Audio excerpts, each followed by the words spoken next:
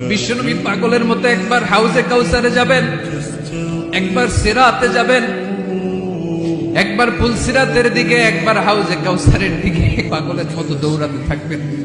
তার কোন গুনাহগার উম্মত যাতে জাহান্নামে ঢুকে না যায়, সেদিন কেউ সুপারিশ করতে পারবে না বিশ্বনবী ছাড়া। এজন্য ৫ নম্বর আল্লাহ বললেন, মান যাল্লাযী ইয়াশফাউ ইনদাহু ইল্লা বিইযনিহি।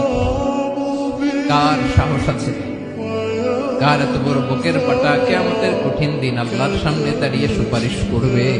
কারো ক্ষমতা নেই, কারো ক্ষমতা নাই। বিশ্বনবী সিজদায় পড়ে উম্মতের জন্য কাঁদবেন, সবাই কাঁদবে, নফসি নফসি, আল্লাহ আমারে বাঁচাও, আল্লাহ আমারে বাঁচাও। বিশ্বনবী বলবেন, উম্মতি উম্মতি। বিশ্বনবী আমার জন্য কাঁদবেন, আপনার জন্য কাঁদবেন।